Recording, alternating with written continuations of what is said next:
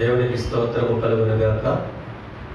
ప్రభు ఈ శుక్రవారం దేవుని స్తుతించడానికి, ఆయన సన్నిధిలో మనము ఆరాధించడానికి ప్రభు ఇచ్చిన సమయాన్ని మనం సద్వినియోగం చేసుకుంటూ దేవుని వాక్యమును ధ్యానిద్దాం. మీరు మాతో పాటు లైవ్లో ఉండండి.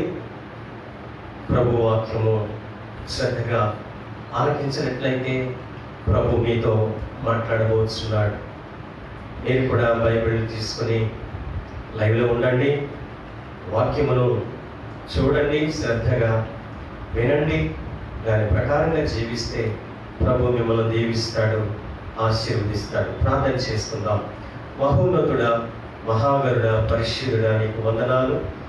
ఈ దినము అయినా మమ్మల్ని ఆశీర్వదకరంగా మాకిచ్చి కాపాడారు. ఈ శ్రేష్టమైన రోజు నైనా మాకు నేను స్తుతించడానికి, నైనా నీ మాటలు వినడానికి మాకు ఇచ్చారు. అందరిని బట్టి మీకు వందనాలు ప్రభువా. వాక్యం ద్వారా మీరు మాతో మాట్లాడి మమ్మల్ని బలపరచమని యేసుక్రీస్తు వారి పరిశుద్ధ నామమున స్తుతించి ప్రార్థించి వేడుకుంటున్నాము తండ్రి, ఆమేన్. అందరికి వందనాలు.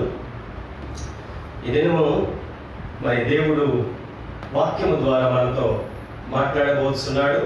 మనము వాక్యమును శ్రద్ధగా వినినట్లయితే పరిశుద్ధమైనటువంటి దేవుడు, సజీవుడైనటువంటి దేవుడు మనతో మాట్లాడబోతున్నాడు. ఈ దినము అంశం ఏమిటి అంటే థ్యాంక్స్. అంశము థ్యాంక్స్. అంటే మనము ఎవరికైనా ఏదైనా సహాయం చేసేటప్పుడు, లేక ఇతరుల ద్వారా మనం ఏదైనా ఉపకారము పొందుకునేటప్పుడు మనం వారికి తిరిగి ఏం చెప్తాము? థ్యాంక్స్ బ్రదర్ అంటాం. అంటే మరి చేసిన ఉపకారానికి దానికి తిరిగి మనము బదులుగా మనం చెప్తూ ఉంటాం ఒకరికొకరు. Thank you brother, thank you sister, thank you అని ప్రతి సందర్భంలో కూడా ఈ మాటను వాడుతూ ఉంటారు. మరి చేసిన ఉపకారానికి ప్రత్యుపకారముగా ఈ మాటలు చెప్తూ ఉంటారు. థ్యాంక్ యూ లేక థ్యాంక్స్. ఈ థ్యాంక్స్ అనే మాటలో ఎన్ని మాటలు ఉన్నాయి మనం చూద్దాం. THANKS అనే మాటలు 6 మాటలు ఉన్నాయి దీంట్లో. థ్యాంక్స్ అనే దాంట్లో 6 మాటలు. ఈ 6 మాటల్లో మొదటి అక్షరం తీసుకున్నట్లయితే, శ్రద్ధగా వినండి, మొదటి అక్షరం తీసుకున్నట్లయితే ఇక్కడ టీ అనేది మనం చూస్తాం. టీ అనగా టుడే. టీ అనగా టుడే అంటే ఈరోజు. ఈరోజు మనకు దేవుడు ఇచ్చిన రోజు. ఈ దినము చూడని వారు ఎంతోమంది ఉన్నారు. ఈ దినము సజీవులుగా లేని వారు ఎంతోమంది ఉన్నారు. కానీ మనకైతే దేవుడు ఈ దినాన్న అంటే ఈరోజు మనకి ఆశీర్వాదకరముగా ఇచ్చాడు. ఈ రోజున మనమెంతో ఆనందించాము. ఈ రోజున మనల్ని దేవుడు ఎంతో ఆనందింపచేశాడు ఈ రోజున. కాబట్టి ఈ రోజును ఎవరైతే పొందుకొని ఆనందించారో వారందరికీ ఆనందించడానికి దేవుడు ఈ రోజు మీ జీవితంలో అనుగ్రహించాడు. ఆమేన్, హల్లెలూయా. ఈరోజు మనకు దేవుడిచ్చినది ఇది టుడే అంటే ఈరోజు. 118వ కీర్తన మనం చూసినట్లయితే కీర్తనకారుడు చక్కని కీర్తన వ్రాసి దేవుని యొక్క సన్నిధానంలో ఈ రీతిగా పాడుచూ ఉన్నాడు. కీర్తనలు అంటే పాటలు. 118వ కీర్తన 24వ చరణం. పాటలు అంటే చరణాలు ఉంటాయి, అందుకని చరణం అనాలి. 118వ కీర్తన 24వ చరణంలో ఏమంటాడు అని అంటే, ఇది యెహోవా ఏర్పాటు చేసిన దినము, దీని యందు మనము ఉత్సహించి సంతోషించేదము. ఈ దినము మనము సంతోషించాము, ఉత్సాహించాము, ఆనందించాము. ఈ దినము మరి ఈ దినము దేవుడు మనకి ఇవ్వకపోతే, ఈ దినము మనం ఈ భూమి మీద సజీవులుగా లేకపోతే మనం ఆనందించే వాళ్ళము కాదు, మనం సంతోషించే వాళ్ళము కాదు, మన స్నేహితులు కలుసుకుని వారు చేసిన సహాయానికి మనం థ్యాంక్స్ చెప్పే వాళ్ళము కూడా కాదు. కాబట్టి ఈ దినము దేవుడు మనల్ని ప్రేమించి ఈ దినము మనకు ఇచ్చాడు. ఈ దినాన్ని చూసాం, ఈ దినాన్ని మనం పలు రకాలుగా ఆనందించాం. స్నేహితులు కలిసాం, వారికి థ్యాంక్స్ చెప్పుకున్నాం. బంధువులు కలిసాం, వారికి థ్యాంక్స్ చెప్పుకున్నాం. అలాగే పలు రకాలుగా మనం ఈ మాట చెప్పుకున్నాం, థ్యాంక్ యూ. కాబట్టి ఇది మొదటి అక్షరము టి, టుడే. టి అనగా టుడే. కాబట్టి కీర్తనకారుడు అంటాడు, ఇది యెహోవా వలన ఈ రోజుని నేను పొందుకున్నాను. కాబట్టి ఈ రోజుని నేను పొందుకోలేకపోతే, ఈ రోజుని నేను చూడలేకపోతే నేను ఆనందాన్ని కోల్పోదును. ఎందుకంటే నా శరీరము సజీవంగా ఉన్నది కాబట్టి, ఈ రోజు నన్ను సజీవునిగా చేశావు కాబట్టి, ఈ రోజు నన్ను బ్రతికించావు కాబట్టి, ఈ రోజు నా పనుపాటల్లో నీవు తోడుగా ఉన్నావు కాబట్టి ఈ రోజును నేను చూడగలిగాను, ఈ రోజును నేను పని చేసుకోగలిగాను, ఈ రోజు నా స్నేహితులతో, ఈ రోజు నా బంధువులతో, ఈ రోజు నా కుటుంబంతో నేను సంతోషించే భాగ్యము నాకు ఇచ్చావు ప్రభువా అని కీర్తనకారుడు ఈ పాటను రచిస్తూ ఉన్నాడు. ఇది రక్షణ దినము కావచ్చు, ఇది విమోచన దినము కావచ్చు. కాబట్టి దినము ఎవరిచ్చారండి? దేవుడు ఇచ్చాడు. ఎందుకు ఇచ్చాడు? దేవుడు మనల్ని ఆనందించమని ఇచ్చాడు, సంతోషించమని ఇచ్చాడు. మరి ఎవరితో ఆనందించాము, ఎవరితో సంతోషించాము? పలు రకాల ఆనందాలు ఉన్నాయి, పలు రకాల సంతోషాలు ఉన్నాయి. ఏ రకంగా ఆనందించాము, ఏ రకంగా సంతోషించాము, దేని ద్వారా ఆనందించాము, దేని ద్వారా సంతోషించాము? అసలు దేవుడు ఈ దినాన్ని నీకు ఇచ్చాడని నీవెప్పుడైనా అనుకున్నావా? అసలు ఈ రోజు దేవా నేను చూసే భాగ్యం ఇచ్చామని నీవెప్పుడైనా అనుకున్నావా? లేక ఏదో ఈ దినము ఇచ్చాడులే, చూశానులే, చేసుకుంటున్నానులే, కలుసుకుంటున్నానులే, థ్యాంక్స్ చెప్పుకుంటున్నానులే అని అనుకుంటున్నావా? కాబట్టి ప్రియ దేవుని బిడ్డలారా, ఈ రోజు దేవుడు మనకిచ్చాడని కీర్తనకారుడు మాట్లాడుతూ ఉన్నాడు. ఈ పాటను దేవుని సన్నిధిలో దేవుని గురించి పాడుతూ ఉన్నాడు. ప్రభువా, ఇది నీవు ఏర్పాటు చేసిన దినము, నీవు ఏర్పాటు చేసిన రోజు. కాబట్టి కీర్తనకారుడు ఇంకొక మాట అంటాడు. ఏం మాట అంటే 84వ కీర్తన 10వ చరణం ఏమంటాడు?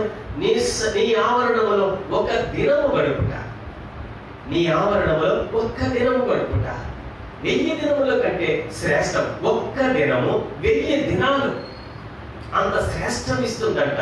ఎందుకు?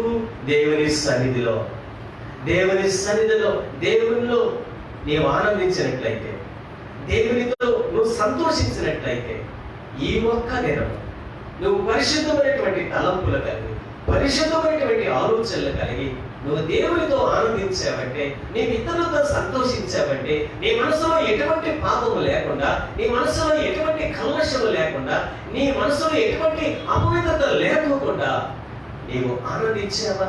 నీవు సంతోషించావా?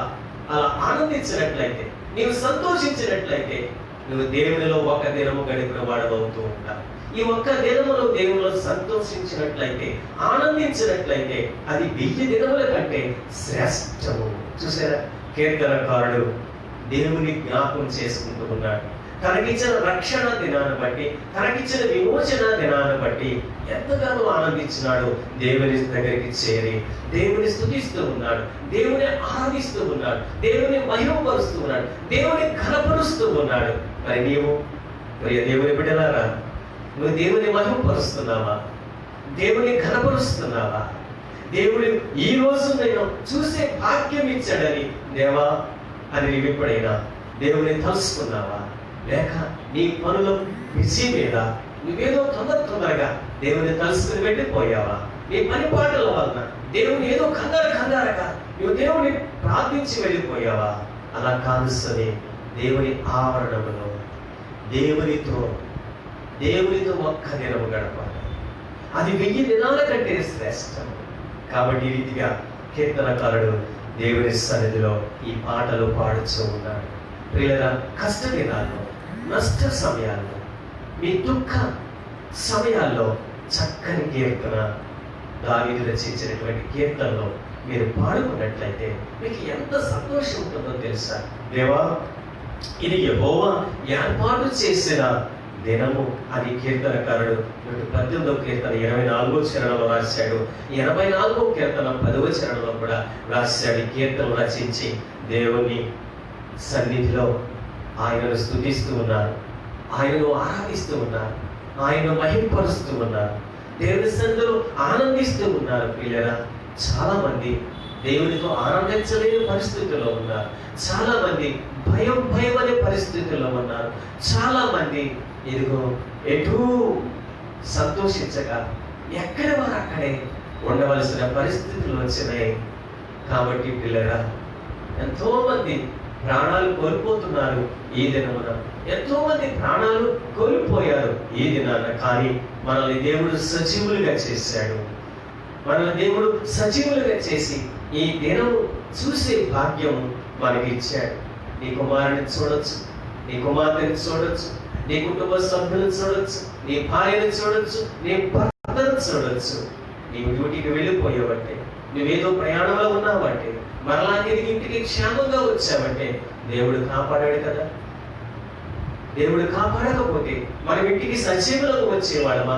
మన బంధువులతో మనము ఆనందించేవాళ్ళమా? నీ భార్యను చూడగలవా? నీ కుమారుని చూడగలవా? నీ కుమార్తెను చూడగలవా? నీ భర్తను చూడగలవా? దేవుడు ఈ దినం మనకి ఇచ్చాడు కాబట్టి మనము అందరినీ చూసుకుని మనం సంతోషించాము, ఆనందించాము. కాబట్టి పిల్లరా, ఇది దేవుడిచ్చిన రోజు అని ఎవరు కూడా మరవవద్దు సుమి. ఇది దేవుడిచ్చిన రోజని జ్ఞాపకం చేసుకోండి. రెండవ అక్షరము హెచ్. రెండవ అక్షరము హెచ్ అండి. హెచ్ అనగా హెల్పర్. హెచ్ అనగా హెల్పర్.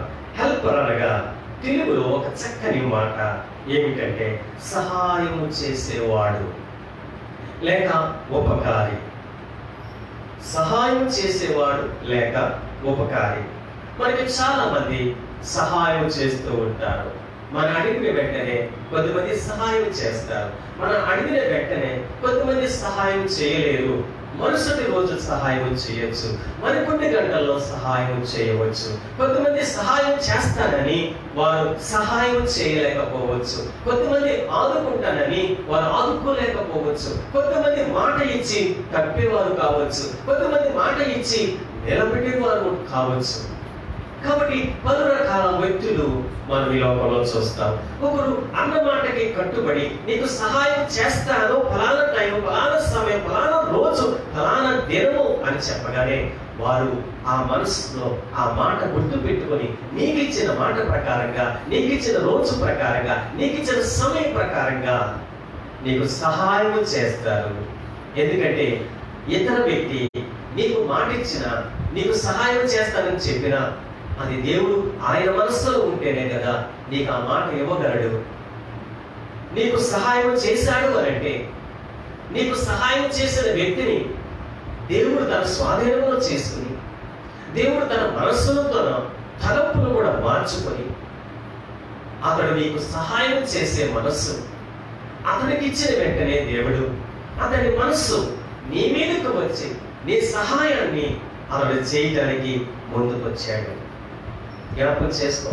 నీకు సహాయము, నీవు అడిగిన వాడు సహాయం చేశాడు అనంటే ఆ సహాయం చేసిన వ్యక్తిలో దేవుడు ఉన్నాడని మర్చిపోకు. ఎందుకంటే ఆ వ్యక్తి ఎవరైనా కావచ్చు.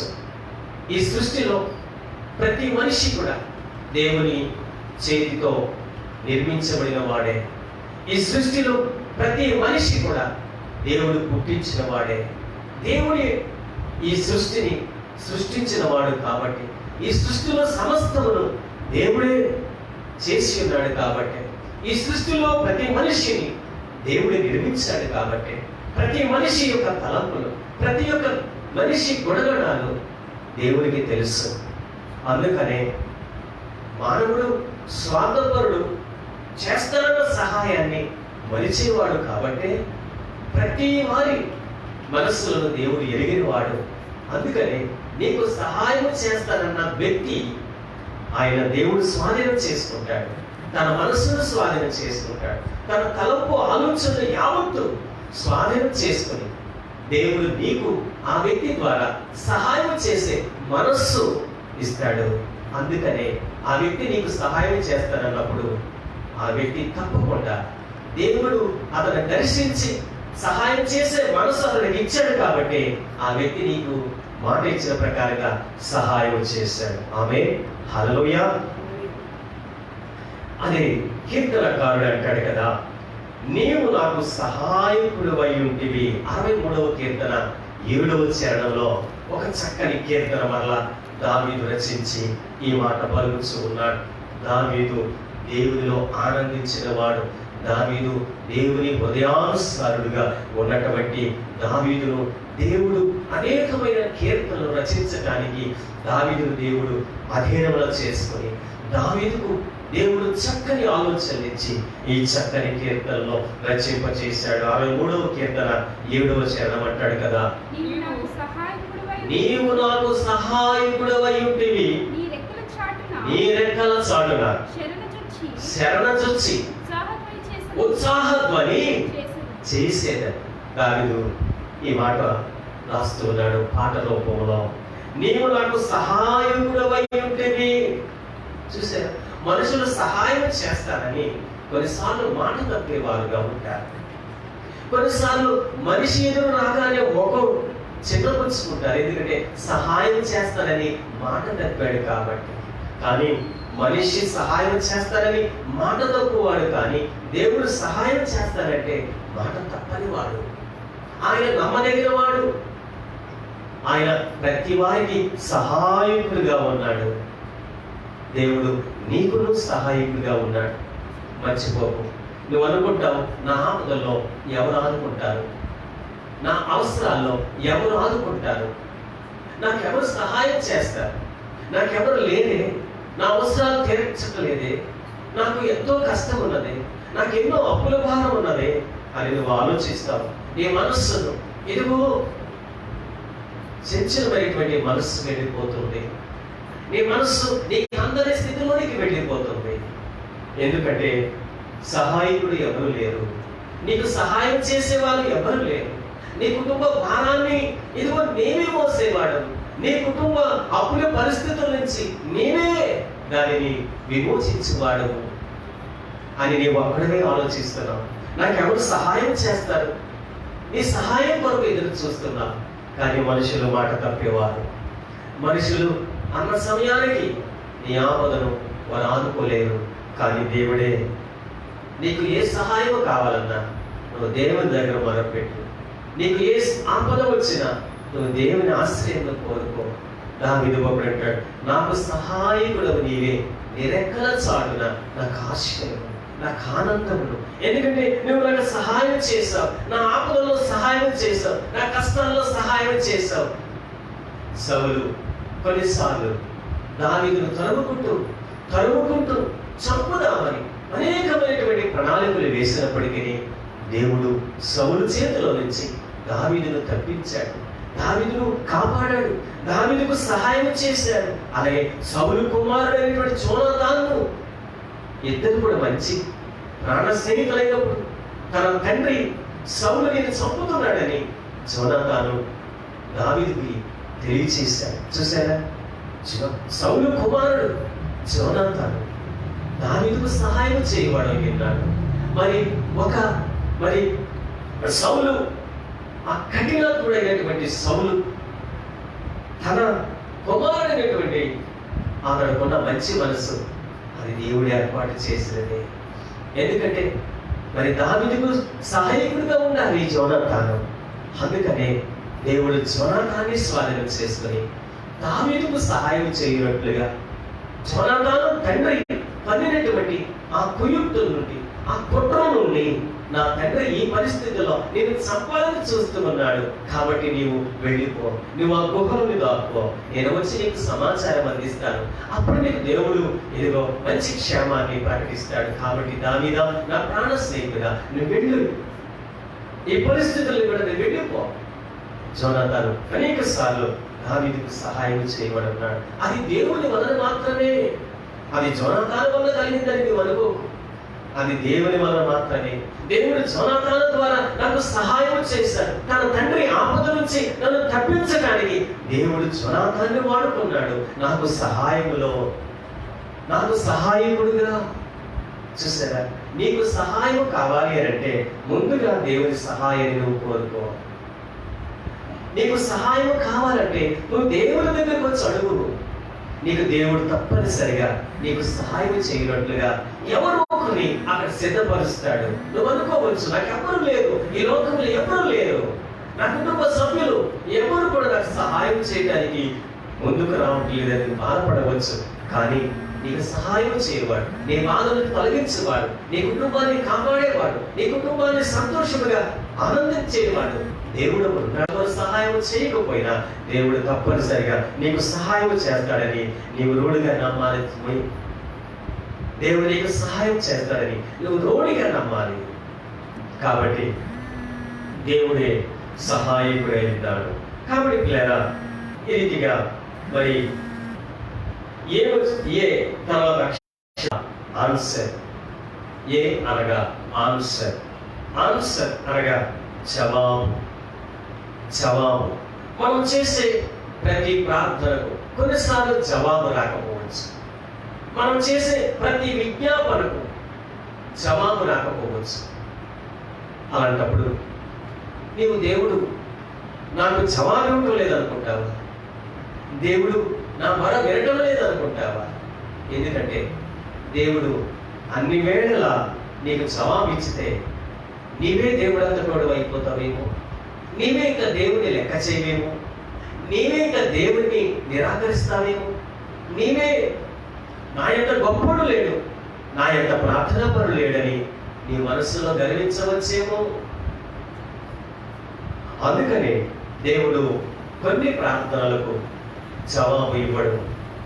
ఎందుకంటే జవాబు వెంటనే ఇస్తే నువ్వు గర్వించి చెడిపోవచ్చు, నువ్వు గర్వించి నువ్వు వేరే పాపంలో పడిపోవచ్చు, నువ్వు గర్వించి దేవుని ధిక్కరించవచ్చు, నువ్వు గర్వించి దేవుణ్ణి లెక్క చేయకపోవచ్చు. అందుకే కొన్ని ప్రార్థనలకు జవాబు తొందరగా దేవుడు ఇవ్వడు. అలాంటప్పుడు నీవు నిరుత్సాహపడనవసరం లేదు. నీ జవాబుకి ఇదిగో నీవు ఎదురు చూడాలి. నీకు జవాబు రావాలి అని అంటే, నీ ప్రార్థన దేవుడు ఆలకించి ప్రతిఫలం నీకు ఇవ్వాలి అని అంటే, జవాబును చూడాలి అని అంటే నీలో ఓపిక కావాలి, నీలో ఓర్పు కావాలి, నీలో పట్టుదల కావాలి, నీలో విశ్వాసం కావాలి, నీలో ప్రేమ కావాలి దేవుని మీద. అప్పుడే నీ ప్రార్థన దేవుడు ఆలకిస్తూ ఉంటాడు. చూడండి, ఇర్మియా గ్రంథం 33వ అధ్యాయము 3వ వచనంలో ఏమంటాడో తెలుసా? ఇర్మియా తన ప్రవచనాన్ని దేవుడు ఈ రీతిగా తెలియజేస్తూ ఉన్నాడు. ఇర్మియా ఇదిగో గొప్ప ప్రవక్తగా దేవుని యొక్క మరి అభిషేకము పొందినటువంటి ఇర్మియా ఇక మాట రాస్తూ ఉన్నాడు. ఏమంటున్నాడంటే 33వ అధ్యాయము 3వ వచనము, నాకు మొర్ర పెట్టము, నేను నీకు ఉత్తరం ఇస్తాను. ఏమంటాడు? నాకు మొర్రపెట్టు, నీకు జవాబు కావాలంటే నాకు మొర్రపెట్టు. అప్పుడు దేవుడు ఏం చేస్తాడు? నీకు ఉత్తరం ఇస్తాను. అంటే ఆన్సర్. నీ ప్రతి ప్రార్థన, నీ ప్రతి విజ్ఞాపన, నీ ప్రతి మొరను దేవుడు ఆలకించి జవాబు ఇస్తానంటున్నాడు, ఉత్తరం ఇస్తానంటున్నాడు. నీవు దేవునికి మొరపెట్టడం మానేసి మరి ఇతరులకు మొరపెడుతున్నావేమో, నీ ప్రార్థనకు జవాబు రావటం లేదండి. ఒకవేళ నీలో ఏమైనా లోపాలు ఉన్నాయేమో, ఒకవేళ మొరపెట్టే విధముగా మొరపెట్టడం లేదేమో, ఒకవేళ నువ్వు ఓర్పుతో మొరపెట్టడం లేదేమో, ఒకవేళ నువ్వు విశ్వాసంతో మొరపెట్టడం లేదేమో, ఒకవేళ నీవు జవాబు రావాలి, జవాబు దేవుడు తప్పనిసరిగా ఇస్తాడని ఒక నిరీక్షణలో నీవు మొరపెట్టడం లేదేమో. నీకు జవాబు కావాలి అని అంటే నీవు దేవుని దగ్గర విశ్వాసముతో, ఓర్పుతో, ఓపికతో, ప్రేమతో, సహనముతో, నిరీక్షణతో నువ్వు దేవునికి మొర్ర పెడితేనే కానీ జవాబు రాదు. నువ్వు మొర్ర పెట్టేటప్పుడు నీ మనస్సులో ఎటువంటి అనాలోచన ఉండకూడదు, ఎటువంటి అవిశ్వాసము ఉండకూడదు, ఎటువంటి అపనమ్మకము ఉండకూడదు. ఎందుకంటే నీకు జవాబు కావాలి, నీకు జవాబు దేవుడి నుండే వస్తుంది.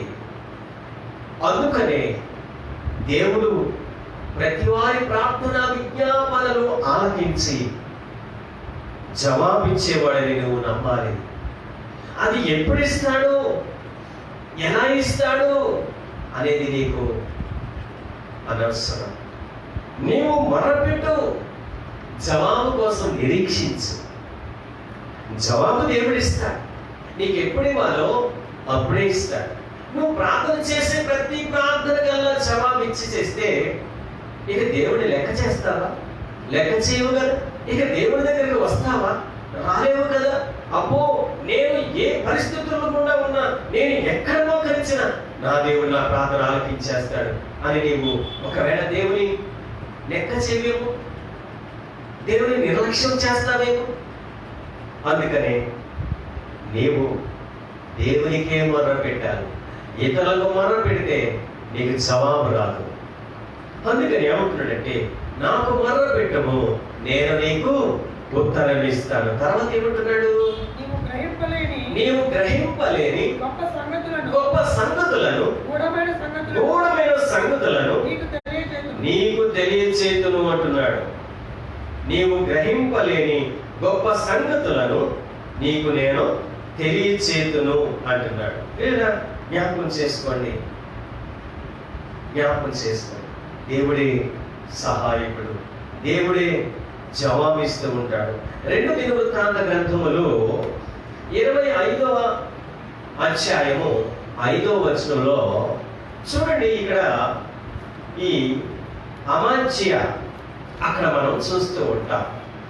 అమజ్య ఇశ్రాయేలు అందరినీ, వారి వారి వంశములు, వారి వారి కుటుంబాలు, వారి వారి బిడ్డలు, వారి వారి పిల్లలు అందరూ కలిసి ఇక్కడ వారిని సిద్ధం చేస్తూ ఉన్నాడు. యుద్ధం చూడండి. దేవుడు మనకి జవాబు ఇవ్వాలి అని అంటే మనము దేవుని యొద్దే మోకరించాలి. కాబట్టి మనకి దేవుడు జవాబిచ్చువాడు. ఇక్కడ జవాబు కావాలంటే మనము ఆయనకు మాత్రమే మొర్ర పెట్టాలని మనం చూసాం. ఆ జవాబులో ఆయన గ్రహింపరాని గొప్ప సంగతులను నీకు తెలియచేస్తూ ఉంటాడు. అవి ఏ సంగతులు? లోకపరమైనవా కావు, భూ సంబంధమైనవి కావు, లేక భూలోకంలో ఉన్నటువంటి వాటివి కావు. ఎందుకంటే నీవు గ్రహించాలి. నీకు పరలోకమైనటువంటి మర్మాలు నీకు దేవుడు బయలుపరుస్తూ ఉంటాడు.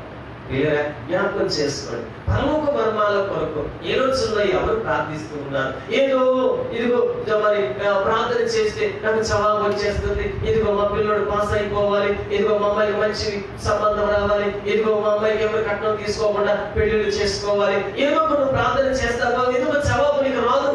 అలాంటప్పుడు నీవు స్వార్థమైనటువంటి ప్రార్థన చేసి నువ్వు ఖచ్చితమైన జవాబు పొందుకోవాలంటే అది ఎలా వస్తుంది? రాదు. కాబట్టి ఇక్కడ 2 దినవృత్తాంత గ్రంథంలో 25వ అధ్యాయము 5 నుంచి మనం చూసుకుంటే, అమజ్య యూదా వారినందరినీ సమకూర్చి యూదా దేశమంతటను, బెన్యామీనుల దేశమంతటను, వారి వారి పితరుల ఇళ్ళను బట్టి సహస్రాధిపతులను, శతాధిపతులను నియమిస్తూ ఉన్నాడు.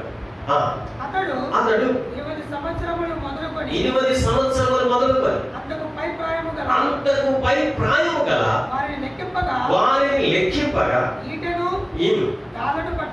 ఈటెలను డాళ్లను పట్టుకొని యుద్ధమునకు పోదగినట్టి యోధులు 3 లక్షల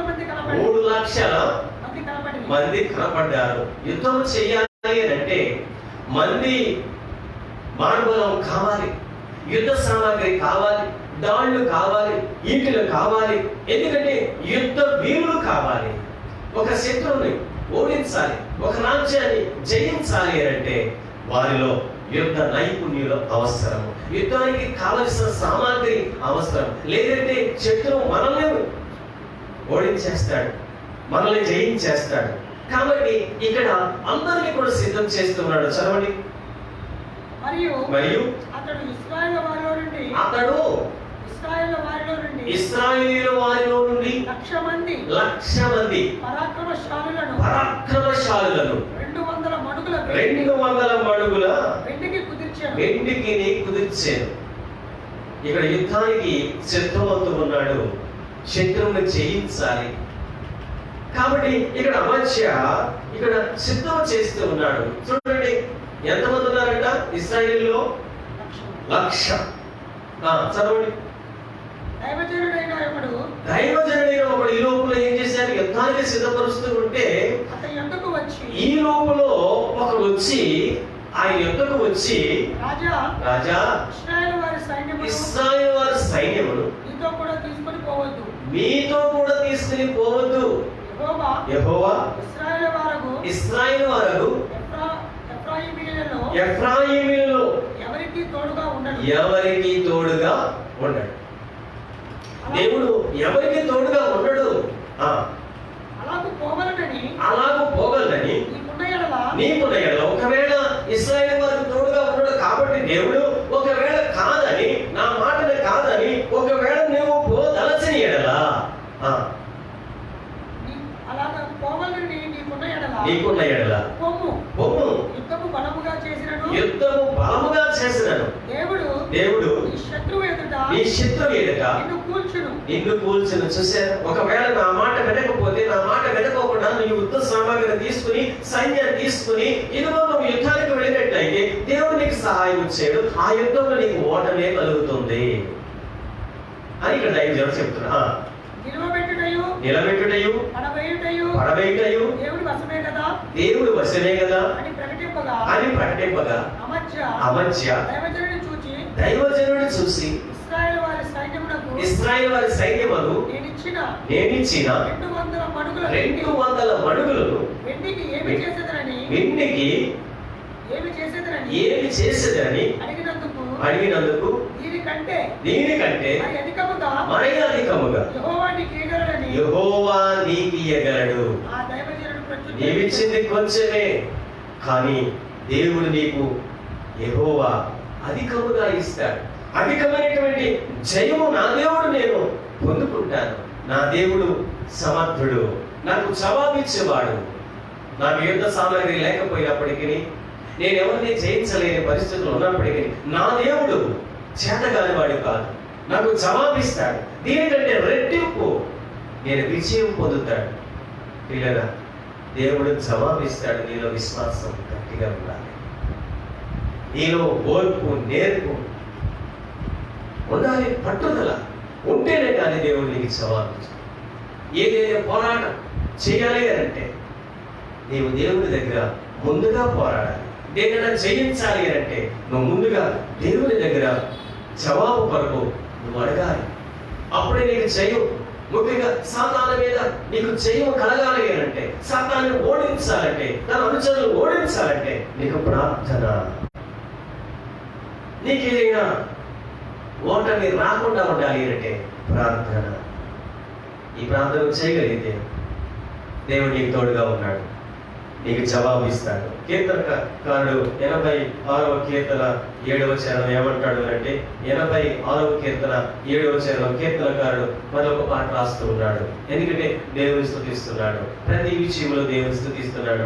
ప్రతి ఒక్క మరి ఆ యొక్క దేవుడు చేసిన సహాయాన్ని బట్టి, దేవుడు చేసిన జవాబును బట్టి, దేవుడిచ్చిన దినాన్ని బట్టి అతడు ఎక్కువగా దేవుడు ఆనందించి సంతోషిస్తూ ఉన్నాడు. కీర్తన ద్వారా దేవుని సన్నిధిలో ఆయన కనపరుస్తూ ఉన్నాడు. 86వ కీర్తన 7వ చరణం అంటాడు కదా, నీవు నాకు ఉత్తరం ఇచ్చువాడవు గనుక నా ఆపత్కాలమందు నేను నీకు మొరపెట్టు. ఆపత్కాలంలో దేవుని దగ్గర మొరపెట్టాడు, దేవుడు ఉత్తరమిచ్చాడు. సంతోషిస్తాం కదా. ఆపత్కాలంలో దేవుని దగ్గర మొరపెట్టు, దేవుడు నీకు విజయం వెంబడి విజయం ఇస్తాడు. నీవు ఆనందిస్తా, నీ కుటుంబం ఆనందిస్తూ, నీ బిడ్డలు ఆనందిస్తా, నీ బంధువర్గం ఆనందిస్తా, నీ స్నేహితులు ఆనందిస్తారు, అందరూ ఆనందిస్తారు. ఈ ఆనందం దేవుడిదే కదా. కాబట్టి జ్ఞాపకం చేసుకోండి. తర్వాత అక్షరం ఎన్. ఎన్ అనగా న్యూ. ఎన్ అనగా న్యూ. న్యూ అంటే క్రొత్తది లేక క్రొత్తగా. మనందరూ క్రొత్తదంటే ఎంతో ఇష్టం. న్యూ అంటే ఎంతో ఇష్టం. మార్కెట్లోకి ఒక ఏదైనా కొత్త వస్తువు వస్తే దాన్ని మనం తెచ్చుకోవాలని ఆశపడతాం. ఒకవేళ మన పక్కింటి వారు మనకంటే ముందుగా తెచ్చుకుంటే ఆ న్యూ ప్రొడక్ట్ అది చూసి మనం తెచ్చుకోవాలని ఆశపడతాం. కొత్తదంటే మనందరికి ఇష్టమే, పాతదంటే ఇష్టం కాదు. అందుకే క్రొత్తదనం వైపు ప్రజలు ఆకర్షింపబడతారు. కొత్తదంటే ప్రజలు ఎంతో ఉత్సాహం చూపిస్తారు. కొత్తదంటే ఎంతో ఆనందిస్తారు. కాబట్టి దేవుడు మనకు ఒక కొత్త దినముగా మనకు అనుగ్రహించాడు. దేవుడు మనకి సహాయం చేసే రోజుగా మనకు అనుగ్రహించాడు. జవాబు చేసే రోజుగా దేవుడి దినం మనకు అనుగ్రహించాడు. కాబట్టి యెషయా గ్రంథం 43వ గ్రంథం 19వ వచనం మనం చూసినట్లయితే, యెషయా గ్రంథం 43వ అధ్యాయము 19వ వచనం చూసినట్లయితే, ఇదిగో నేను ఒక నూతన క్రియ చేయుచున్నాను. ఏమంటాడు దేవుడు? ఇదిగో నేను ఒక నూతన క్రియ చేయొచ్చు. నీ జీవితంలో ఒక నూతన క్రియ దేవుడు చేయబోతున్నాడు. ఆమేన్. దేవుడు నీ జీవితంలో చేయబోతున్నాడు. నేను నమ్ముతే నీ గృహంలో చూస్తా. నువ్వు నమ్ముతున్నావా? ఇదిగో నేను ఒక నూతన క్రియ చేయబోతున్నాను. నువ్వు నమ్మినట్లయితే నీ గృహంలో చూస్తా. యెషయా తన ప్రవచనాన్ని ఇక్కడ చాటుతూ ఉన్నాడు. ఒక గొప్ప ఉద్యమం కొరకు ఇశ్రాయేలులో, ఒక గొప్ప నూతనం కొరకు ఇశ్రాయేలులో ఇక్కడ ప్రవచనాన్ని ఎత్తుతూ ఉన్నాడు. ఇదిగో నేను ఒక నూతన క్రియ చేయగలుగుతున్నాను. నూతనం లేదా మనము మన జీవితంలో ఈ నూతనమైన రోజు మనకు అనుగ్రహించాడు. ఈ రోజు ఒక నూతనమైనదిగా మనకు అనుగ్రహించాడు దేవుడు. ఈ దినమును బట్టి నువ్వు ఆనందిస్తున్నావా దేవుణ్ణి? ఈ దినమును బట్టి నువ్వు సంతోషిస్తున్నావా దేవుని యందు? ఈ దినమును బట్టి నువ్వు ప్రార్థించగలుగుతున్నావా దేవుణ్ణి? ప్రార్థించడం మానకండి. దేవుడు ఈ దినము ఒక నూతనమైనదిగా దేవుడు మనకి ఇచ్చాడు. ఈ దినము నూతనమైనదిగా కొంతమందిలో చూడలేకపోయారు. ఇదిగో మనం ఒక దేవుని వాక్యం చూడాలంటే, ఇదిగో పాతవి గతించెను, సమస్తమును క్రొత్తవాయెను. ఒక నూతనమైనదిగా దేవుడు మనకు అనుగ్రహిస్తున్నాడు. ఒక నూతనమైన రోజుగా దేవుడు మనకి ఇచ్చాడు. ఒక నూతనమైనటువంటి జీవితం మనకు కలిగి ఉండాలి. ఒక నూతనమైన జీవితం, ఒక నూతనమైన తలంపులు, ఒక నూతనమైన ప్రణాళికలు, ఒక నూతనమైనటువంటి క్రియలు మనం కలిగి ఉంటున్నామా? లేక అదే క్రియ, అదే తలంపు, అదే అడుగు, అదే మార్గం, అదే ఆలోచన? ఒక నూతనమైనది లేదు. పాతవి గతించెను, ఇదిగో సమస్తము క్రొత్తమాయెను. నీ జీవితం పాత జీవితాన్ని తీసివేసినట్లయితే దేవుడు నీ జీవితంలో ఒక క్రొత్తదిగా అనుగ్రహించబోతున్నాడు. ఎందుకంటే పాత తిత్తుల్లో కొత్త ద్రాక్షరసం పోతే ఏమవుతుంది? తిత్తులు చిరిగిపోతాయి. అందుకని కొత్త తిత్తుల్లో ద్రాక్షరసం పోతే అది నిలవుతుంది.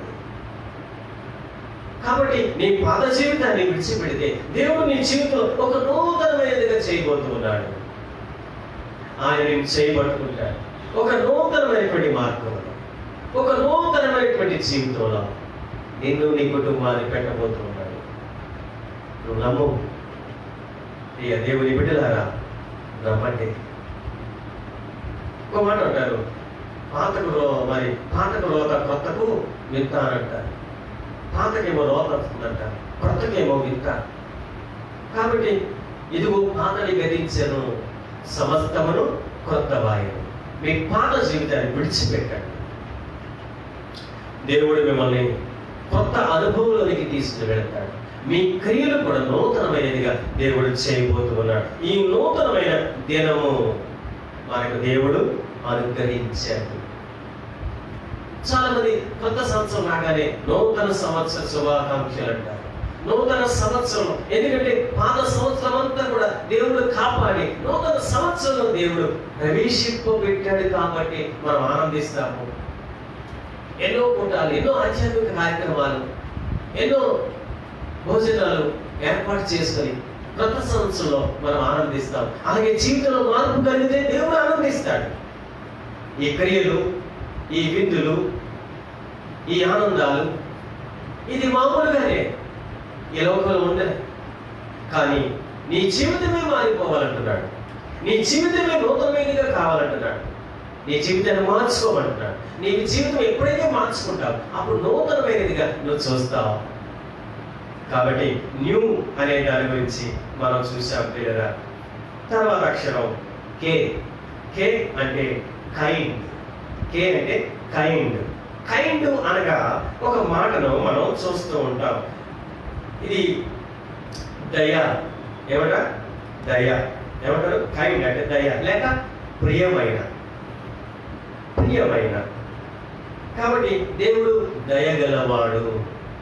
ప్రతి వారి మీద ఆయన దయ చూపిస్తాడు. మనం పాట కూడా పాడుతూ ఉంటాం. దయగల వారిపై దయ చూపించును, కఠినుల ఎడల వికటము చూపును. వారిపై దయ చూపించును, కఠినులు ఎడల వికటము చూపును. గర్విష్ఠుల యొక్క గర్వముననచును, గర్విష్ఠుల యొక్క గర్వముననచును. సర్వము నెరిగిన సర్వాధికారి, సర్వము నెరిగిన సర్వాధికారి యెహోవా నామమున యథార్థమైనది నీ మార్గం, పరిపూర్ణమైనది నీ మార్గం యెహోవా. ఎంత చక్కని పాట చూసారా! దేవుడు దయగల దేవుడు లేక ప్రియమైన దేవుడు. కొరింథీయులకు రాసిన మొదటి పత్రిక 13వ అధ్యాయము 4వ వచనంలో ఈ దయ గురించి కొరింథీయులకు రాస్తూ ఉన్నాడు అపోస్తలుడైన పౌలు, సౌలు అనబడిన పౌలు. ఎందుకంటే సౌలు జీవితమే కఠినమైనది, హింసాత్మకమైనది. అటువంటి జీవితాన్ని దేవుడు మార్చివేశాడు, పౌలుగా చేసుకున్నాడు. ఆ దినము నుంచి దేవుని యొక్క పరిచారకుడిగా, దేవుని యొక్క సువార్థికుడిగా, దేవుని యొక్క ప్రియమైన బిడ్డగా దేవుడు అతన్ని నడిపిస్తూ ఉన్నాడు. ఒక దయగల వ్యక్తిగా మార్చేశాడు. కఠినమైనటువంటి హృదయాన్ని తీసివేసి, రాతి గుండెని తీసివేసి, ఇదిగో మాంసము గుండెగా దేవుడు పౌలు గారికి ఇచ్చాడు. దయగల గుణము ఇచ్చాడు. కాబట్టి ఆయన రాస్తూ ఉన్నాడు కొరింథీయులకు. ఏమంటున్నాడంటే 13వ అధ్యాయము 4వ వచనము. కొరింథీయులకు రాసిన మొదటి పత్రిక. ప్రేమ దీర్ఘకాలము సహించు, దయ చూపించు. దేవుడు దీర్ఘకాలము సహిస్తాడు ప్రతి మనిషిని. అంత మాత్రమే కాకుండా సహిస్తాడు. చూసారా? ఆయన ప్రేమ దీర్ఘకాలము ఉంటుంది కాబట్టి అది సహించగలుగుతుంది, దయ చూపించగలుగుతుంది. ఎంత కఠినాత్ముడైనా, ఎంత పాపాత్ముడైనా, ఎంత కోపిష్ఠుడైనా దేవుడు ప్రేమ చూపిస్తూ ఉన్నాడు. కొన్నిసార్లు మనం కూడా దేవుని మీద కోపగిస్తూ ఉంటాము. అయ్యో, దేవుడు నా మీద దయ చూపించడం లేదే, దేవుడు నన్ను ప్రేమించడం లేదే, దేవుడు నన్ను వదిలిపెట్టేసాడే, దేవుడు ఎవరెవరో ప్రేమిస్తున్నాడు, ఎవరెవరి మీద దయ చూపిస్తున్నాడు. నేను మందిరానికి వెళతాను, బైబిల్ చదువుతాను, ప్రార్థన చేస్తాను, నాకెందుకు సహాయం చేయడు? ఇతరులకే ఎందుకు దయ చూపిస్తాడు? ఇతరులకే ఎందుకు సహాయం చేస్తాడు? ఒకరి మీద నువ్వు ఎప్పుడు కూడా అసూయ పడకు సుమి. నువ్వు దయ కలిగే ఇతరుల మీద ఉండాలి, ప్రేమ కలిగే ఇతరుల మీద ఉండాలి తప్ప అసూయ కానీ, అసహనం కానీ, కోపం కానీ నువ్వు ఇతరుల మీద ఉండకూడదు. ఎందుకంటే ప్రతి వారిని దేవుడు ప్రేమించాడు. ఈ ప్రేమ, ఈ దయ నువ్వు ఇతరుల మీద చూపిస్తేనే అతను క్రీస్తును చూడగలడు. అందుకని దేవుడు దయగలవాడు, ప్రియమైన వాడు, ప్రేమ గలవాడు. కొరింథీయులకు రాస్తూ ఉన్నాడు, ప్రేమ దయ చూపించును, ప్రేమ సహించును, ప్రేమ ఓర్చుకొను. కాబట్టి దేవుడు పెంట కుప్పల మీద నుంచి వేదలను పైకెత్తువాడు. ఆయన ఎంత దయగలవాడు చూడు. ఎంతో మందికి ఆయన సహాయం చేస్తూ ఉన్నాడు. ఎంతో మంది మీద ఆయన దయ చూపిస్తూ ఉన్నాడు. ఆయన కరుణ చూపిస్తూ ఉన్నాడు. ఆయన ప్రేమ చూపిస్తూ ఉన్నాడు. దేవుడు మన మీద దయ చూపించకపోతే, దేవుడు మన మీద ప్రేమ చూపించకపోతే ఆ సిలువలో మనమే మరణించవలసిన వారమై ఉన్నాము. ఎందుకంటే దేవుడు మనల్ని ప్రేమించాడు కాబట్టి, దేవుడు మన మీద దయ చూపించాడు కాబట్టి, మనం చేసిన పాప శాపాలకు మనం సిలువను మోయకుండా చేశాడు, సిలువలో దెబ్బలు పొందకుండా చేశాడు, సిలువలో మరణాలు పొందకుండా మనల్ని తప్పించాడు. దేవుడు ఎంత దయగలవాడు, ప్రేమ గలవాడు. చూడండి, ఇలాంటి ప్రేమ, ఇలాంటి దయ ఎవరికి ఉన్నది? జ్ఞాపకం చేసుకోండి. ఆదికాండం 37వ అధ్యాయం 4వ వచనం నుంచి 9వ వచనాలు. యోసేపు ఒక నీతిమంతుడు, యథార్థవంతుడు, దేవుని యందు భయభక్తులు గలవాడు. అయితే ఇక్కడ అన్నదమ్ములు ఇతని మీద కోపిస్తూ ఉంటారు, కోపం పెంచుకుంటారు. కారణం ఏంటంటే యోసేపుకు కలలకనే ఆ గొప్ప వరం ఇచ్చాడు దేవుడు. కలలకనే ఆ గొప్ప వరం దేవుడు యోసేపుకి ఇచ్చాడు. ఆ కళల భావం, ఆ కళలు అన్నదమ్ములకి చెబుతుంటే, అబ్బో పెద్ద కళ కనేవాడా, అబ్బో ఈయనకేనంట పెద్ద కళలు వస్తున్నాయి, ఈయనకేనంట కళ భావం చెప్తున్నాడు, ఈయనంట ఎంత కళ కనేవాడు అని తన తమ్ముడైనటువంటి యోసేపును అన్నదమ్ములు హేళన చేస్తూ ఉన్నారు, హేళన చేస్తూ ఉన్నారు. కాబట్టి ఈ కళలు కానీ భావాలు చెబుతూ ఉంటే ఇతర అన్నలకు యోసేపు మీద కోపం పెరుగుతూ ఉన్నారు, యోసేపు మీద పగపడుతూ ఉన్నారు. యోసేపు ఎంత నీతిమంతుడండి, యోసేపు దేవుని యందు ఎంత భయభక్తులు గలవాడో. యోసేపుకు ఉన్నటువంటి లక్షణాలు ఈ భూమి మీద ఏ వ్యక్తికి కూడా లేదు. ఎందుకంటే యోసేపు దేవుని యొక్క స్వారూప్యమును పొందుకున్నవాడు, దేవుని యొక్క పరిశుద్ధతను కలిగినవాడు, దేవుని యొక్క యథార్థతను కలిగినవాడు యోసేపు. అందుకే అంత నీతిగా ఉన్నాడు. యోసేపు అంటే ఫలించడి కొమ్మ. అటువంటి జీవితాన్ని దేవుడు యోసేపుకి ఇచ్చాడు. ఇలా మనందరికీ దేవుడు ఇస్తాడు. కానీ మన మనసు తారుమారయ్యి మనము ఏమేమో ఊహించుకొని మన దేవుని ఎదుట నీతిమంతులు కోల్పోతున్నాం, పరిశుద్ధతలు కోల్పోతున్నాము. అందుకే దేవుడు ఆ కళలు యోసేపుకి ఇస్తూ ఉన్నాడు. చూడండి, 37వ అధ్యాయం 4వ వచనం నుంచి 9వ వచనాలు మనం చూసినట్లయితే, ఆదికాండం అతని సహోదరులు తమ తండ్రి అతనిని అందరికంటే ప్రేమించాడు యాకోబు.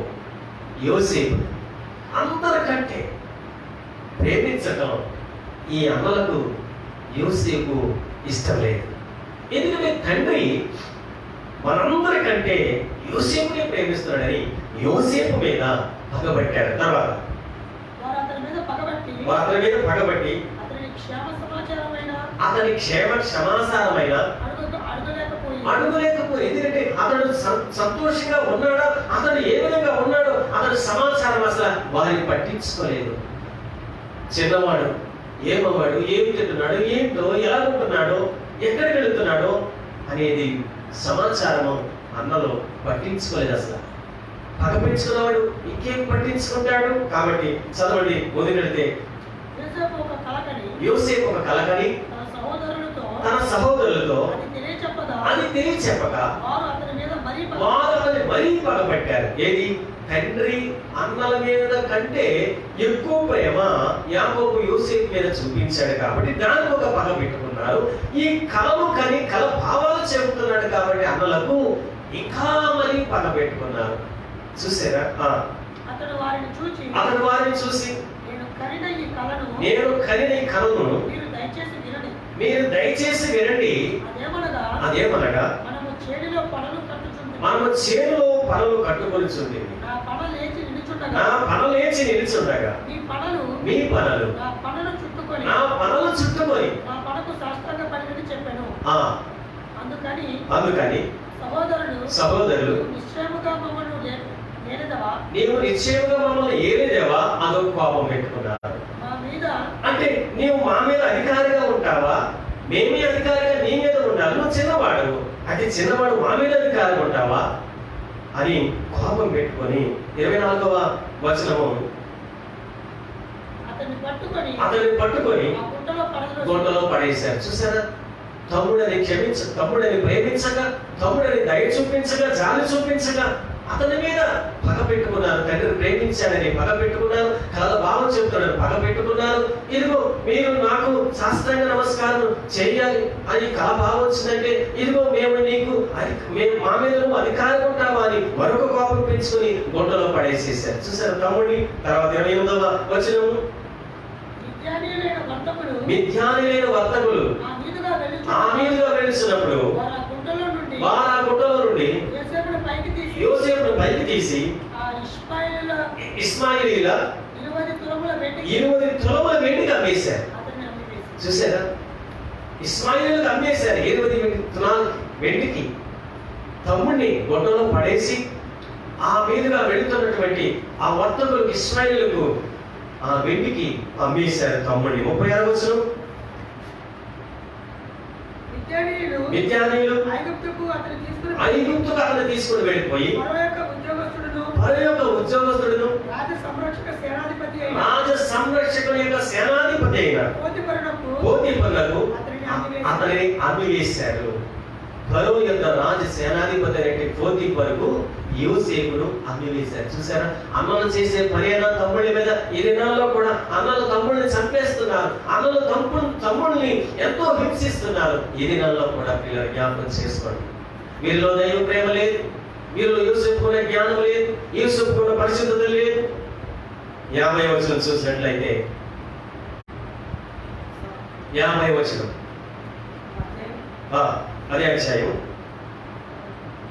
50వ అధ్యాయం 16 నుంచి 50వ అధ్యాయం ఆదికాండం 16వ వచనం నుంచి 21వ వచనం చూసినట్లయితే యోసేపునకు ఇలాగ వర్తమానం పంపుతున్నాడు.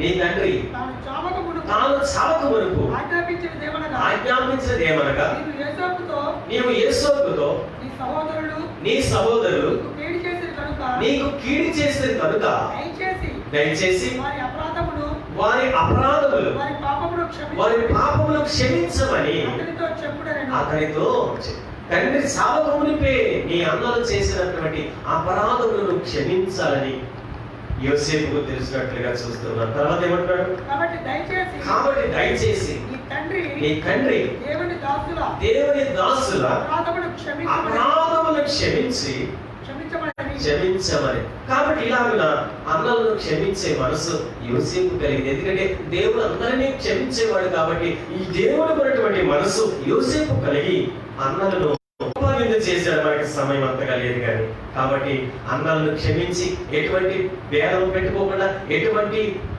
కోపం పెట్టుకోకుండా అన్నలను చూసి ఆ గదిలోనికి వెళ్ళి పశ్చాత్తాపడి ఏడ్చి ప్రలాపించి అన్నల మీద ఎటువంటి కోపం చూపించుకోకుండా వాళ్ళ దగ్గరికి వచ్చి వాళ్ళని ప్రేమించి వాడిని ఇదిగో విందుకు తీసుకుని వచ్చి ఆ విందులో వారిని పాల్గొంద చేశాడు. చూసారు, వారికి విందు చేశాడు. ఎంత దయగలవాడు చూడండి యోసేపు. అంటే దయా కూడా నీకు ఉన్నదా? ఒకవేళ నీ ఇంటికి ఎవరైనా పగవాడు వస్తే నువ్వు అంటే పంపించేస్తున్నావు కదా. ఒకవేళ నీ ఇంటికి ఏదైనా పగవాడు వస్తే అతన్ని తిట్టు పంపిస్తున్నావు. చూడండి, యోసేపుకున్నటువంటి ఆ గుణం నీకు ఉండాలి, యోసేపుకున్నటువంటి దయ నీకు ఉండాలి, యోసేపుకున్నటువంటి ఆ యొక్క జాలి నీకు లేకపోతే దేవుని బిడ్డవుగా అనిపించుకోవు, ఒక క్రైస్తవుడుగా అనిపించుకోలేవు. అందుకే క్రైస్తవుడు దయా దాక్షణ్యములు కలిగి ఉండాలి, ప్రేమ జాలి కనికరము కలిగి ఉండాలి తప్ప పగ ద్వేషం పెట్టుకొని ఇదిగో యోసేపు అన్నలు చేసినట్లుగా నీవు ఈ దినాల్లో చేయదు. స్వామి, దేవుని యొక్క ప్రియమైనటువంటి బిడ్డలముగా మనము యోసేపుకున్నటువంటి ఆ దయ మనము కూడా కలిగి ఉండాలి. కాబట్టి ఆఖరి అక్షరము ఎస్. ఎస్ అంటే సేయింగ్. సేయింగ్ అంటే ఇంగ్లీష్లో ఏముంటుందని ప్రోవెర్బ్ అనగా సామెత. సామెత. చూడండి, మనము సామెతల గ్రంథాన్ని మనం చదువుతాం. ఈ సామెతలు అనేకమైనటువంటి సామెతలు సొలొమోను మహారాజు వ్రాశాడు. ఈ సొలొమోను మహారాజు ఈ సామెతలు ఊరికే రాయలేదు, జరుగుతున్న వాటి సందర్భాన్ని బట్టే ఈ సొలొమోను మహారాజు సామెతలు రాశాడు. సామెతల ప్రకారంగానే ప్రతి వాడు కూడా సామెతలు చేసుకుంటూ, సామెతలు మాట్లాడుకుంటూ, సామెతలు చెప్పుకుంటూ వెళుతూ ఉన్నారు. కాబట్టి ఈ సామెతల గ్రంథానికి కూడా మా సొలొమోను మహారాజు రాశాడు. కాబట్టి ఈ యూదులు యేసుక్రీస్తును విశ్వసించకపోవడం ఇదిగో అనేక సార్లు మరి దేవుణ్ణి యూదులు అంగీకరించలేదు. కాబట్టి యూదులు అంగీకరించినప్పుడు యేసుక్రీస్తు ఒక మాట రాస్తున్నాడు. యోహాను సువార్త 10వ అధ్యాయము 27వ వచనంలో ఒక మాట రాస్తూ ఉన్నాడు. ఎందుకు ఈ మాట రాశాడు అంటే యూదులు యేసుక్రీస్తుని విశ్వసించకపోవటం. అందుకని ఈ రీతిగా మాట్లాడుతూ ఉన్నాడు. ఏమంటున్నాడు? 10వ అధ్యాయం యోహాను సువార్త 27వ వచనం,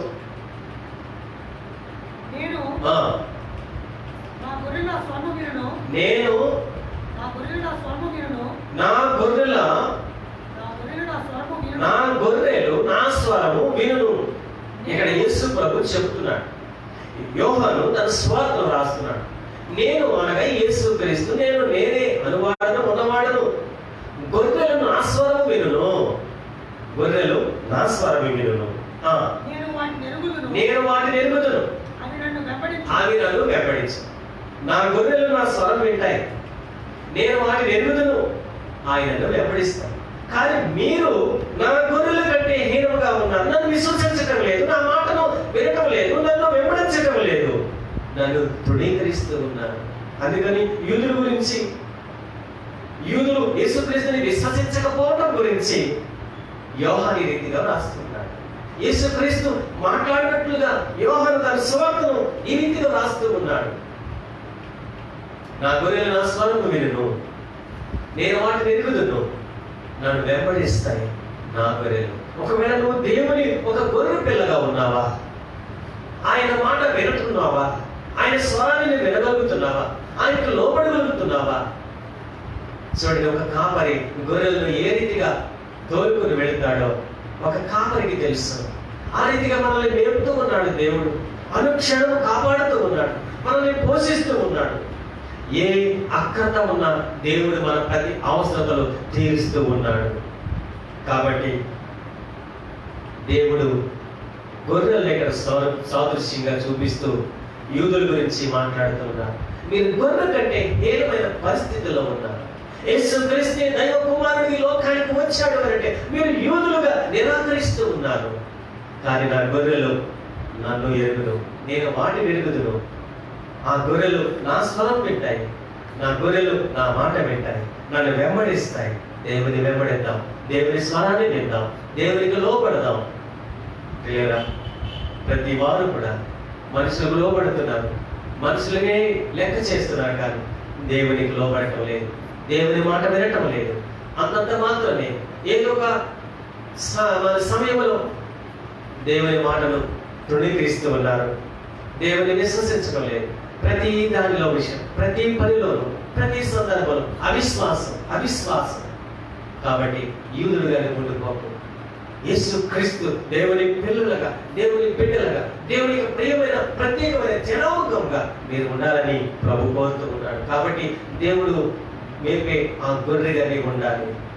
దేవుని స్వరం వినాలి, దేవుని వెంబడించాలి, దేవుని మాట నువ్వు వినాలి. కాబట్టి గొర్రెలు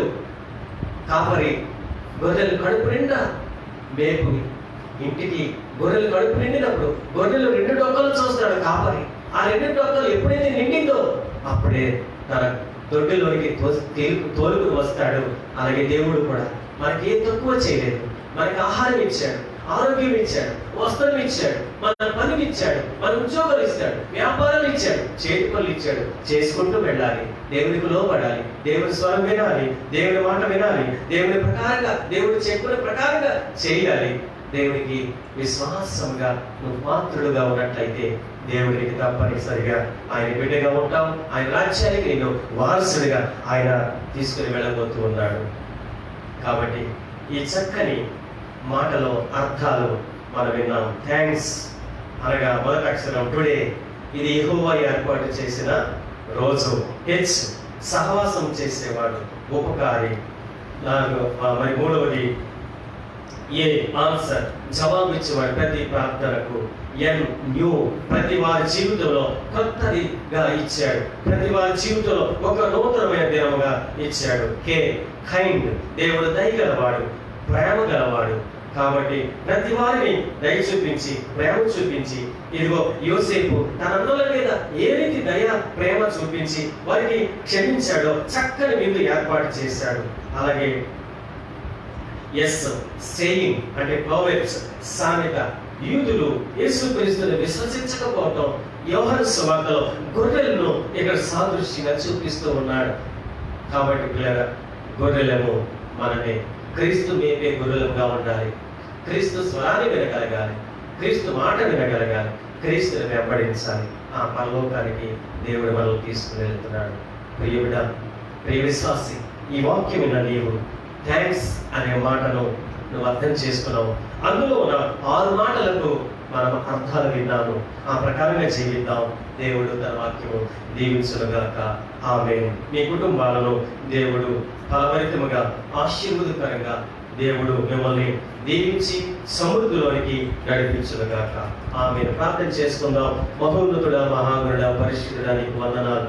థ్యాంక్స్ అనే మాటలో మేము అర్థం చూసాం తండ్రి. ప్రతి వారి పట్ల మేము థ్యాంక్స్ చెప్తున్నాం. కానీ మీరు చేసిన అన్ని విధాల సహాయానికి థ్యాంక్స్ అనేది కొన్నిసార్లు మర్చిపోతున్నామేమో. ప్రభువా, మేము కృతజ్ఞత కలిగి జీవించే వారుగా సహాయం చేయండి. ఈ వాక్యం విన్న ప్రతి బిడ్డను కూడా దీవించి ఆశీర్వదించమని, ప్రతి వారి వ్యాపారాలు, ఉద్యోగాలు, చేతి పనులు, నాయన ప్రతి వారి బిడ్డల చదువులు, ఎదుగో ప్రభువా, బిడ్డల చదువులు ఆగిపోయినాయి ప్రభువా. నీ చిత్తం మలేషియంలో నాయన నీ దయ, నీ జాలి, నీ ప్రేమ, నీ కృప చూపించి ఆ కరుణ వ్యాధి నుంచి దూరపరిచి మాకు నాయన విడుదల, విమోచన దయచే, మా జీవితాలు నెమ్మదిపరచండి, మా కుటుంబాలను పోషించండి, మమ్మల్ని దీవించి ఆశీర్వదించమని యేసుక్రీస్తు వారి పరిశుద్ధ నామమున స్తుతించి ప్రార్థించి వేడుకొంచున్నాము తండ్రి.